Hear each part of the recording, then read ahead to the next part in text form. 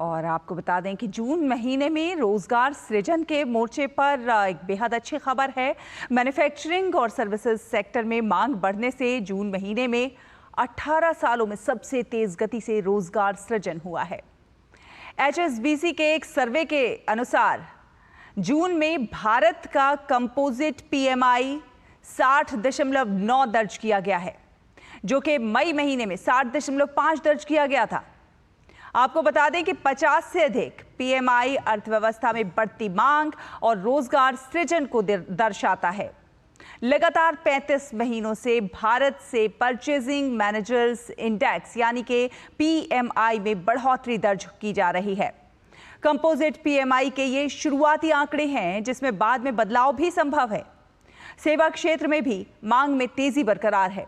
सर्वे में कहा गया है कि मैन्युफैक्चरिंग और सेवा क्षेत्र में तेजी दर्ज की गई है, जबकि एक्सपोर्ट मांग में थोड़ी सुस्ती नजर आई है। मांग बढ़ने से कंपनियों पर नौकरी देने का दबाव बढ़ा है और रोजगार सृजन की रफ्तार 18 सालों में सबसे तेज नजर आई है।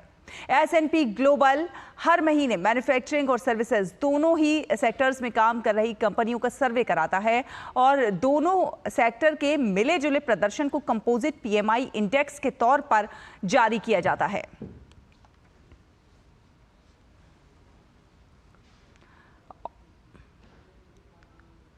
और अजय मिश्रा इस खबर पर ज्यादा जानकारी के साथ हमारे साथ जुड़ गए हैं। अजय, एक बेहद अच्छी खबर कह सकते हैं हम इसे। बिल्कुल सही कहा आपने, रोजगार के मोर्चे पर तो अच्छी खबर है ही है। और PMI जैसा कि आप जानते हैं कि पूरे सेक्टर्स में जो मांग है उसका एक पैमाना होता है, जो कि HSBC S&P ग्लोबल की तरफ से जारी किया जाता है। और ये एक तरह का सर्वे है जिसमें 400 कंपनियां मैन्युफैक्चरिंग की और करीब इतनी ही कंपनियां 400 कंपनियां सर्विसेज सेक्टर से जुड़ी होती हैं।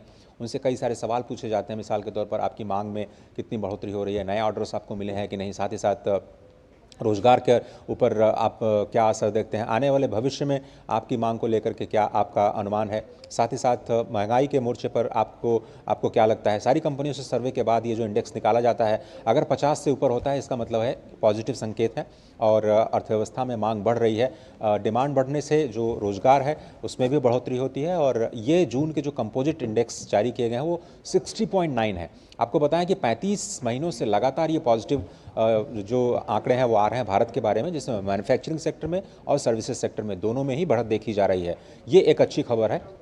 और आगे जाते हुए कंपनियों ने उम्मीद जताई है कि थोड़ा सा इनपुट कॉस्ट उनका ज़रूर बढ़ सकता है। लेबर और इनपुट कॉस्ट को लेकर उन्होंने थोड़ी सी चिंता जताई है, लेकिन पॉजिटिव आउटलुक अभी भी बरकरार है और ये भारतीय अर्थव्यवस्था की मजबूती को दिखाता है। रोजगार के मोर्चे पर वाकई कितनी अच्छी खबर है, लेकिन कितने रोजगार पैदा हुए ये इस बात का संकेत नहीं है। केवल ये इंडेक्स होता है जिसमें ये केवल अनुमान लगाया जाता है या फिर आप कहें कि इस तरह की आशा व्यक्त की जाती है कि रोजगार में सृजन हुआ है। रोजगार के जो आंकड़े हैं तो आपको EPFO या फिर ESIC या जो कंपनियां प्राइवेटली डिस्क्लोज करती हैं उसके जरिए आपको मिल सकते हैं। तो लेकिन रोजगार को लेकर के अनुमान जो है वो सकारात्मक है।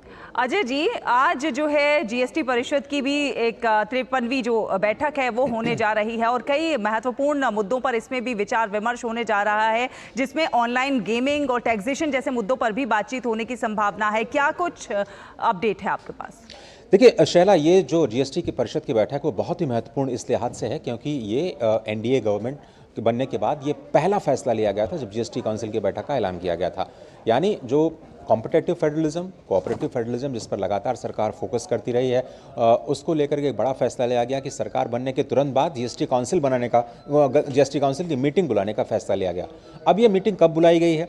ये मीटिंग उस वक्त बुलाई गई है जब आपका बजट करीब करीब 1 महीने दूर खड़ा नजर आ रहा है। तो आज की जो मीटिंग है करीब 10 बजे आज सुबह शुरू हो चुकी है। इस वक्त भारत मंडपम में इसका आयोजन किया गया है और पहले सेगमेंट में 2 हिस्सों में इसको बांटा गया है। पहले सेगमेंट में जो GST जो बजट से रिलेटेड जो सिफारिशें हैं उन पर चर्चा की जाएगी कि राज्यों को क्या ज़रूरतें हैं बजट के लिहाज से। तो उम्मीद ये की जा रही है कि राज्यों को जो इंटरेस्ट फ्री लोन दिया जाता है उसका दायरा बढ़ सकता है, उनको कितने समय के लिए ग्रांट दी जाए उसका दायरा बढ़ सकता है। GST को लेकर के कुछ जो सिफारिशें हैं वो भी राज्य सरकारें कर सकती हैं। तो बजट से एक उम्मीदें हैं और दूसरा GST काउंसिल में कैसे नियमों को और आसान बनाया जाए और जो रेट्रोस्पेक्टिव टैक्सेशन के नोटिस जा रहे थे कंपनियों के पास में अधिकारियों के द्वारा, उसको कैसे हैंडल किया जाए और उसको और ज़्यादा आसान कैसे बनाया जाए, उस पर लेकर के विचार विमर्श हो सकता है। बिल्कुल। ये कंपनियों को डायरेक्टली प्रभावित करता है और बड़ी संख्या में जो इनडायरेक्ट टैक्स कंपनियां देती हैं, इसलिए ये अर्थव्यवस्था के लिहाज से ये मीटिंग बहुत इंपॉर्टेंट हो जाती है।